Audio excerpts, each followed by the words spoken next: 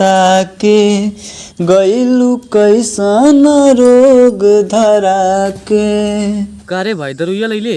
हाँ लाइल बानी। चिकनवा हम लाइल बानी।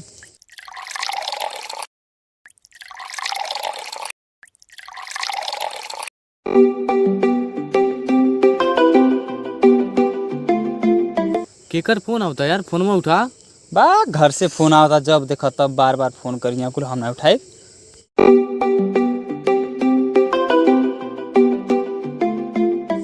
कितना फोन आवाज आता रे? उठा ले, इमरजेंसी हुई कौनो, उठा ले फोन। हम ना उठे में, जब देखा तब कितना तोके ज्यादा दिक्कत बते उठा ले। छोड़ जाए दे यार, इनकर मैटर ही समझिए ना।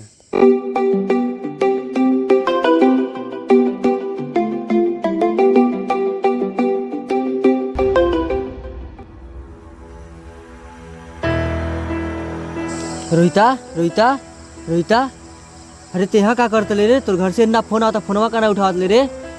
घर चल। का बात है? का कर फोन कर दूं? का है? घर चल तब बताई। नहीं बता का बात है? नहीं घर चल, पहले घर चल।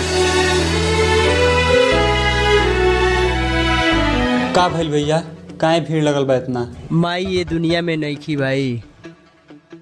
अचरा छोड़ के चल काहे दिहाले इतना दूर ये माई।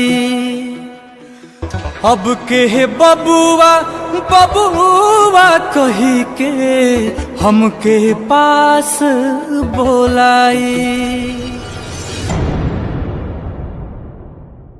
तोरा बिना जी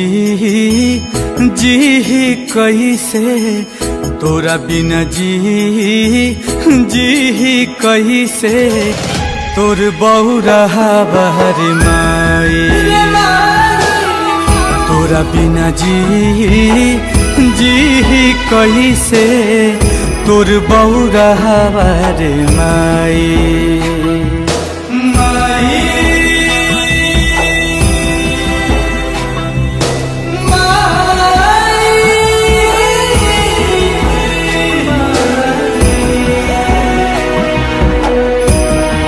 घर में आते रे, ले ये पर कपड़ा, घर से निकल जो।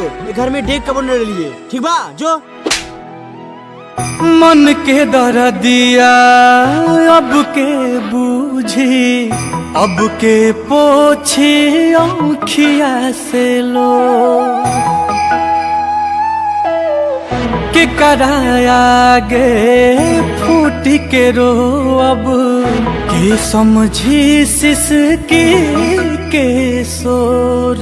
बिन कहले दुख वाजे बूझे, बिन कहले दुख वाजे बूझे, ऐसन के हो पाई। तोरा बिना जी कैसे, तोर बौरा बहर माई।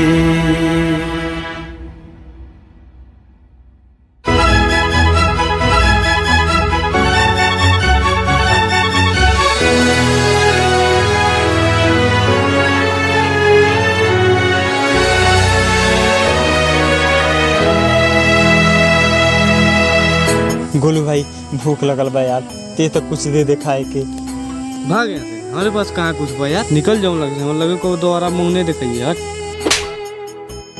दुनिया के मेला में काहे तू हमसे छोड़ा बोले हाथ रे।